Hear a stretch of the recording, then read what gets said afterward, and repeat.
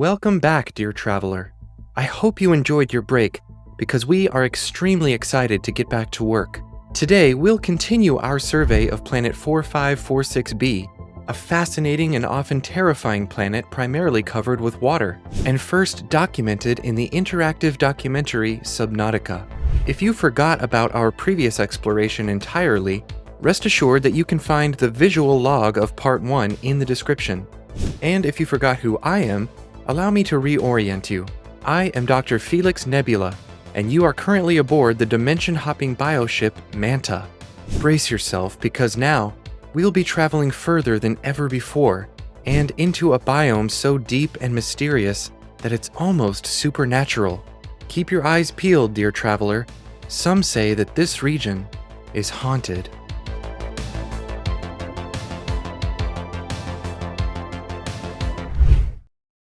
Descent complete. Now entering the Lost River. Thank you, Manta. As you can see, we've now descended so far that the sunlight is but a distant memory. The Lost River, as it is indeed called, is a massive cave system, into which the only entrances are gaping cracks in the sea floor. There's an almost oppressive feeling of otherworldliness.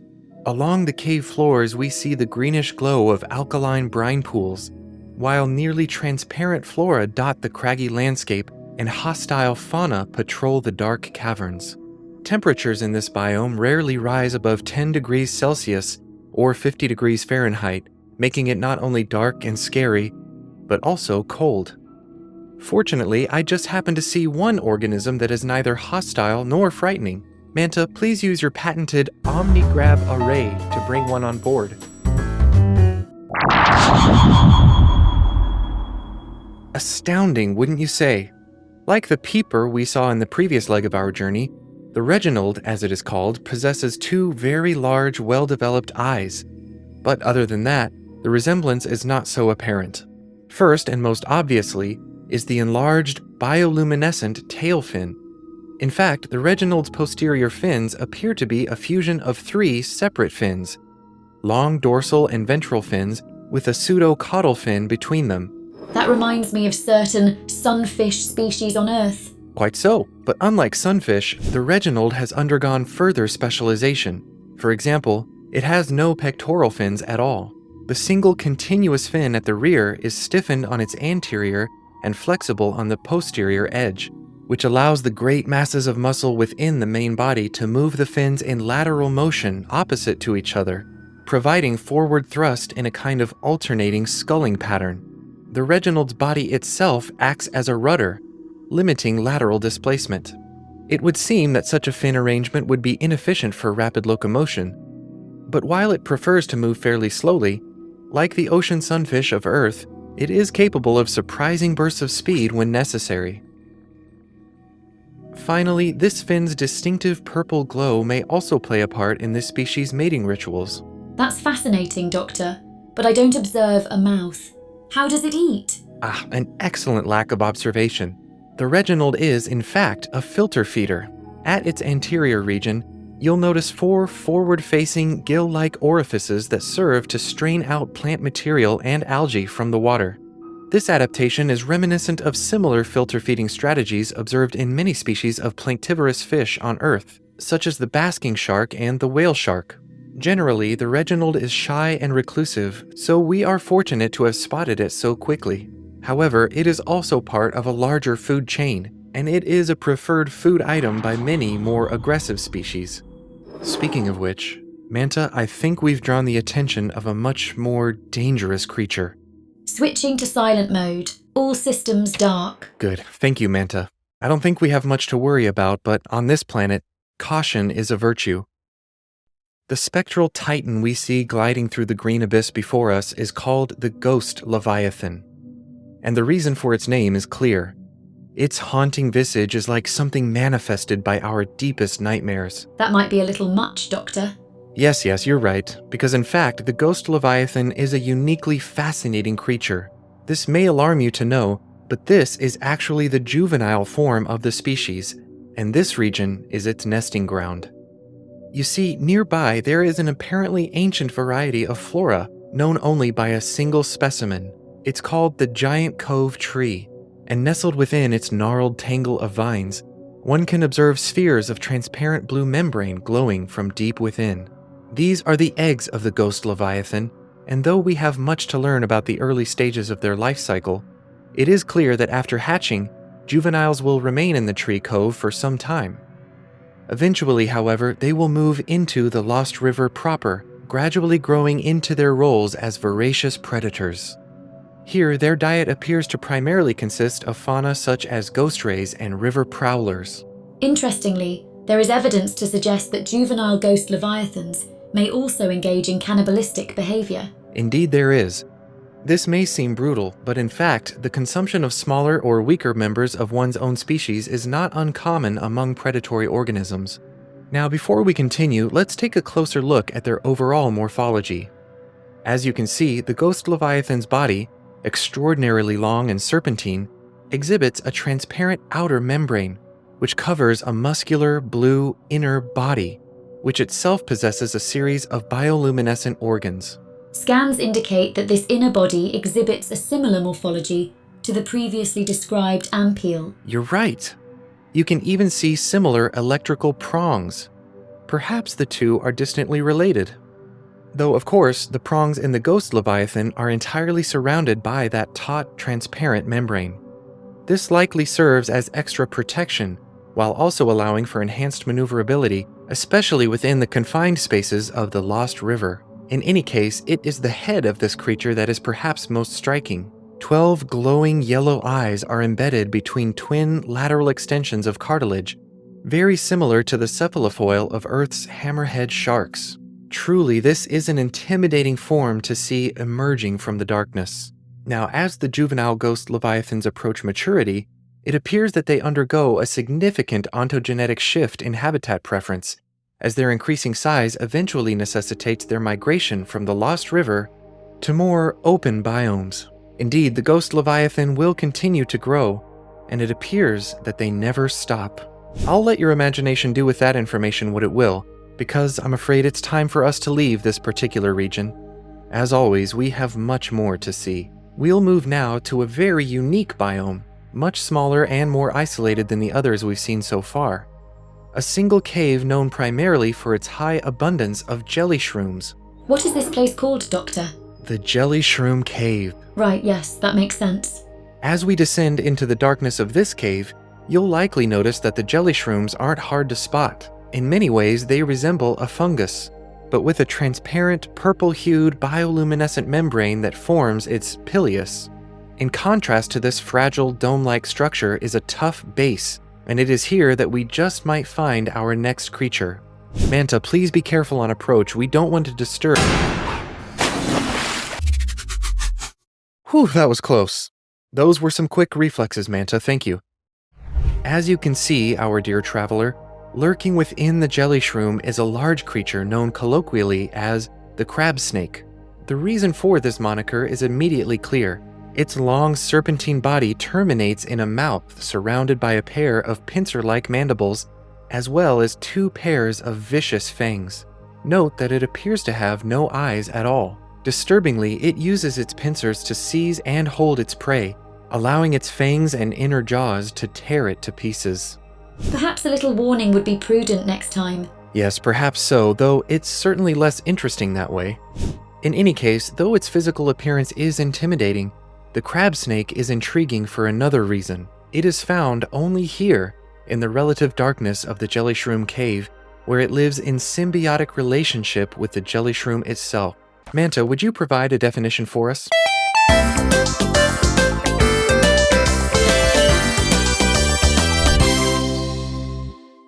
Symbiosis is the interaction between 2 different organisms living in close physical association, typically to the advantage of both. Precisely. You see, the crab snake uses the hollow interior of the jellyshroom trunk not only as a hiding spot from which to launch ambush attacks on prey, but also as a nest for laying eggs and for the concealment and protection of their young. The jellyshroom, on the other hand, benefits from the aggressive and territorial nature of the crab snake, which serves to protect its delicate membrane from the herbivores who might otherwise consume it. This relationship is so close, in fact, that you may even see jellyshroom spores growing in certain places along the crab snake's body, which may serve to spread the jellyshroom's own offspring, or perhaps is something like the barnacles often found growing on Earth's whales. Speaking of Earth, we see similar symbiosis in some organisms there. Clownfish, for example, live among the venomous tentacles of sea anemones, protected from predators by the anemone's stinging cells. While these stingers are deadly to other fish, the clownfish is immune thanks to a mucus layer on their skin. In return for this protection, clownfish defend the anemones from their predators and parasites and provide nutrients through their waste. And in terms of hunting strategy, we see another interesting parallel on Earth, the bobbit worm.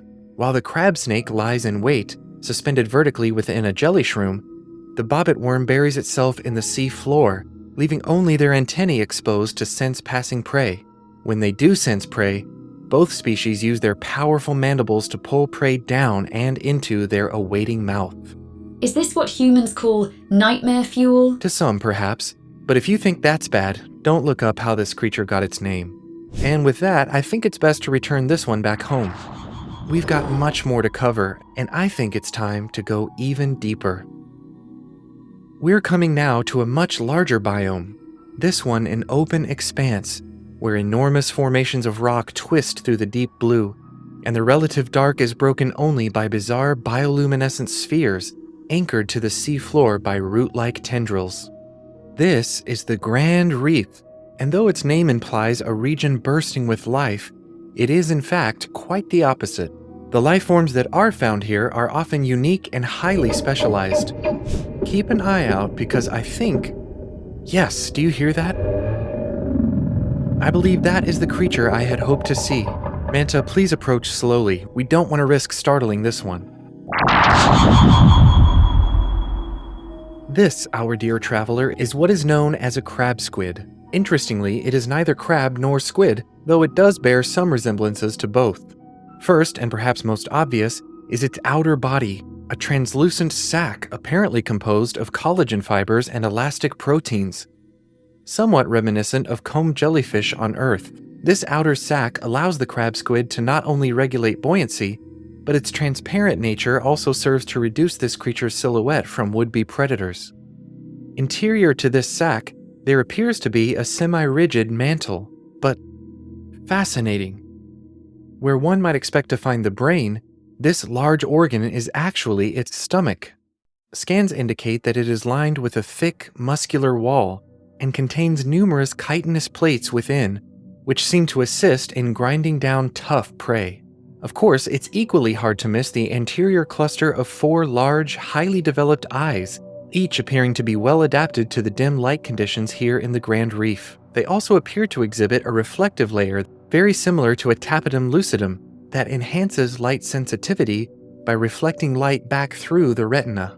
As a result, the crab squid can likely detect even the faintest glimmers of bioluminescence or artificial light sources. And this is a real problem not only for potential prey, but also for any scientists who happen to venture too close. Of course, though the large structure in the center of its body is indeed a stomach, the crab squid does also possess a sizable brain, and one that appears to be quite intelligent.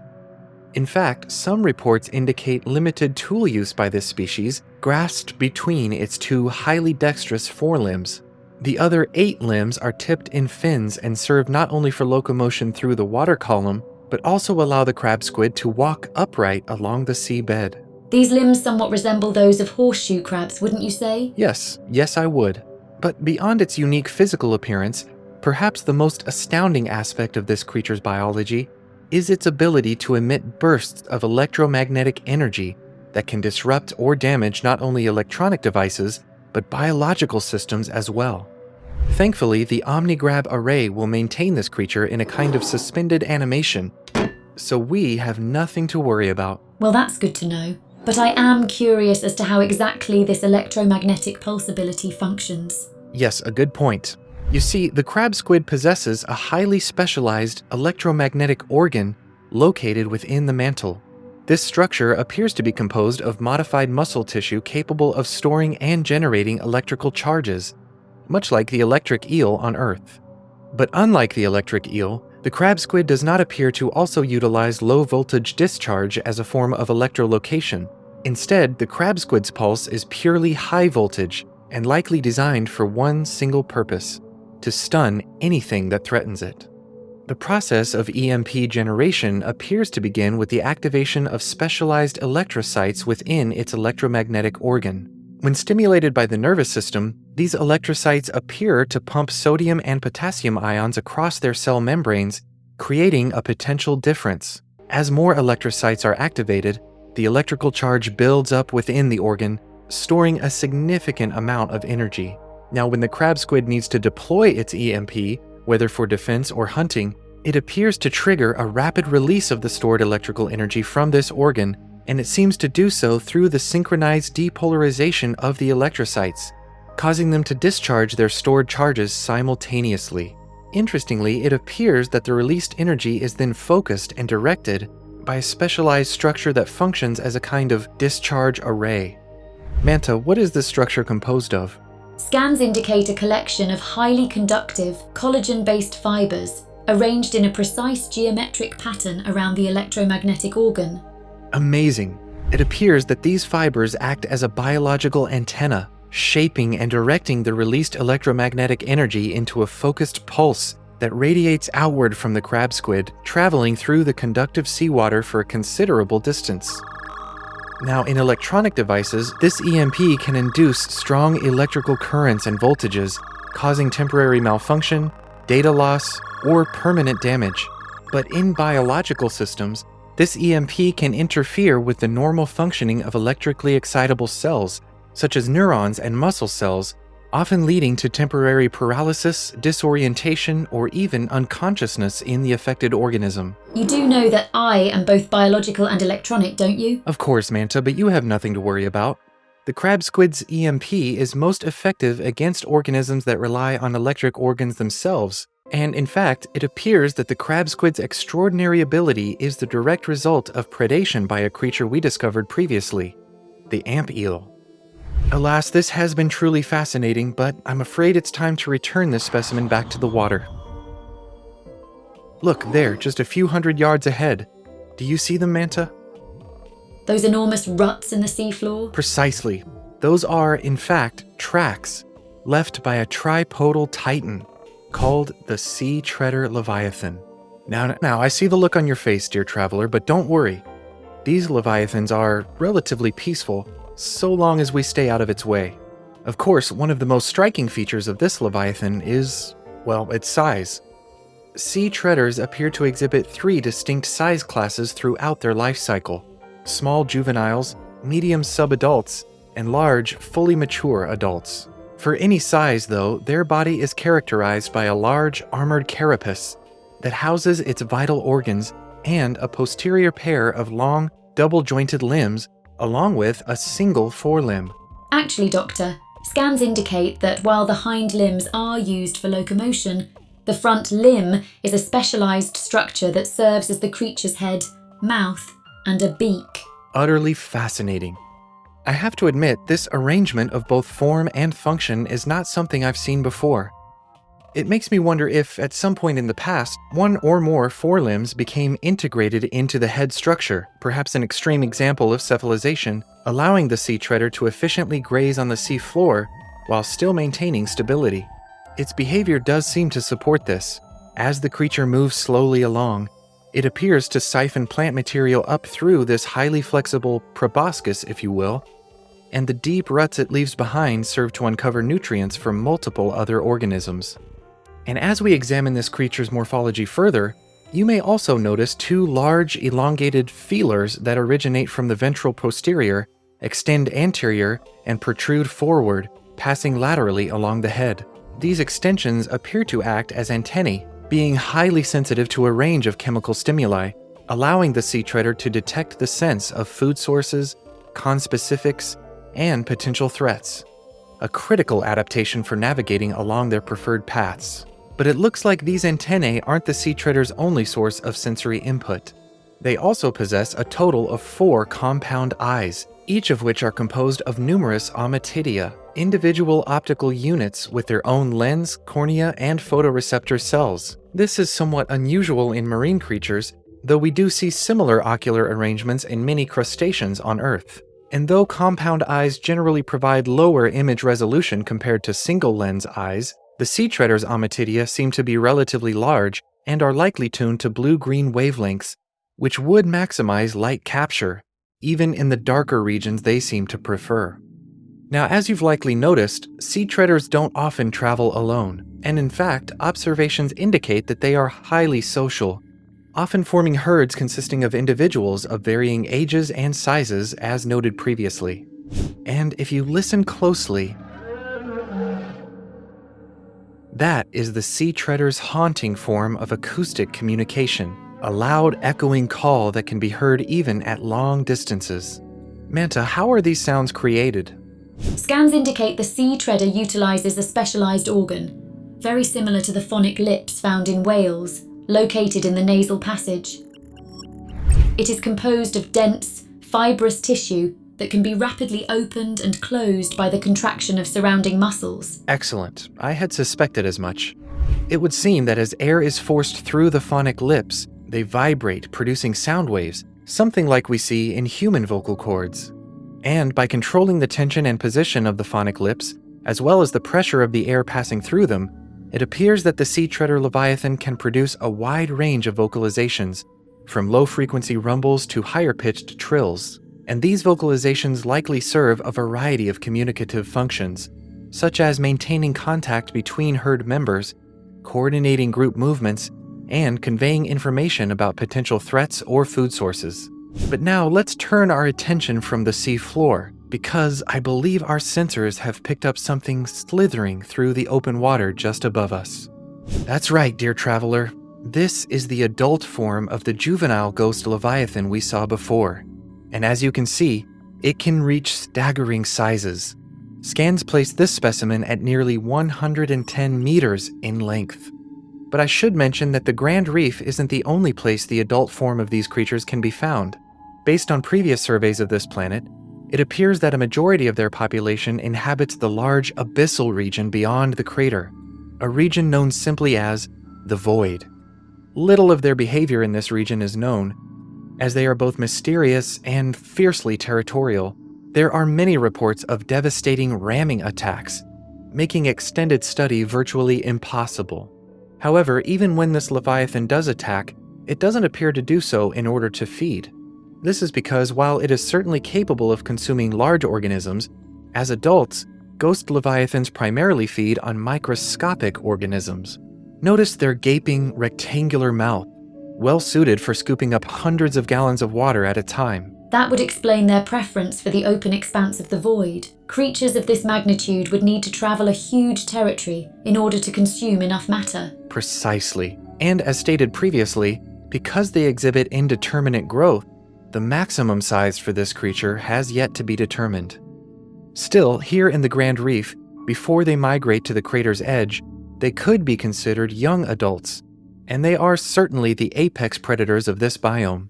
That array of 12 glowing eyes gives them an undoubtedly wide field of view and enhanced depth perception. And the extraordinarily large muscles at the jaw provide immense crushing power when necessary. I think it would be best for us to not seek out additional specimens of this particular organism. For the sake of our return home, I think you're right. Please, Manta, begin our ascent. And so it is, dear traveler, that we've reached the end of this particular expedition. We'll now be leaving this planet safely, as promised. There is much left to see on planet 4546b, and we'll be returning very soon. Be sure to sign up for updates if you'd like to be notified of the date of our return. In the meantime, please set a course for our next destination by making a selection on screen. Brace yourselves. Beginning ascent in 3, 2, 1.